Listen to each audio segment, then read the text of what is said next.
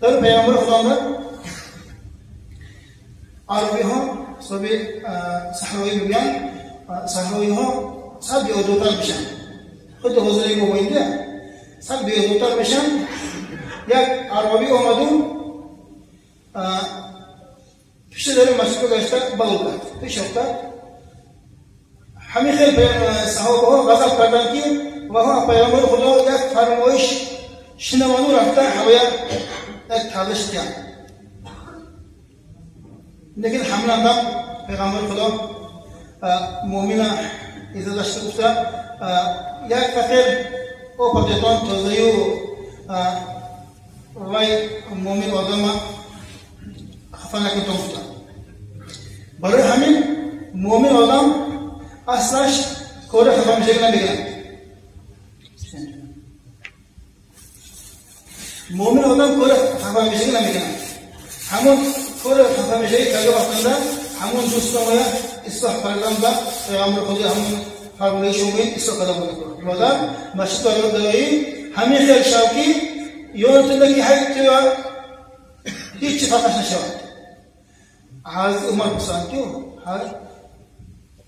شما چخیل نماز میخوانید ایندا اگر نماز خواهم مگری بدنم منشه برده گرنم اسم میکنم میکنم. هم خیلی لجنده انسان از دنیا خنده میشه. مویا عبادت کسی وقت مانده یا نمانگی انسان یک حالش مو تاثیر کرده سوی نماز مو به حلوه شد مو خدمویم همون دوست مویم بیادو کایسی بشته است. حرمتی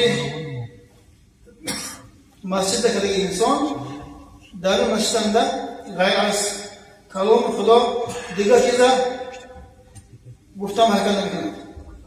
هیچ وقت این فقط نماز پیامبرانی گوه نماز جمعه اندام یا کسی باید گوه میشیم که همین چیز امانت نگه دارتون هم خیلی بایم که سلام بوده در کسی این امانت سلام میکنیم در کسی خود موا حکومی لیکن خودش لگوین خرسان نشده در مسجد نام خود یک خیلی بزرگی مؤمن آدم خیلی میشه. مؤمن آدم تو در مسجد بیرون برو آمدن توشه بلند نمیکند. صد افسوس که همین بیادوم و حرمت نپذیرد. حرمت مسجد حالی هم دشمنان همسیم. نه در آمدن انده، نه شتنده، نه بر آمدن انده. برای همه پروردگار فقط تغفیر می‌پرسیم خلاصه پروردگار هدایت کند چه صد علم باشد و یک آداب باشد منفعت نمی‌کند. صد آداب و یک علم باشد انشاءالله این تمام منفعت می‌کند. به آداب ما یا هیچ جایی برد. چونکه از آزیم از شیطان شدن پیش عالم بود. به آداب کرد شیطان شد.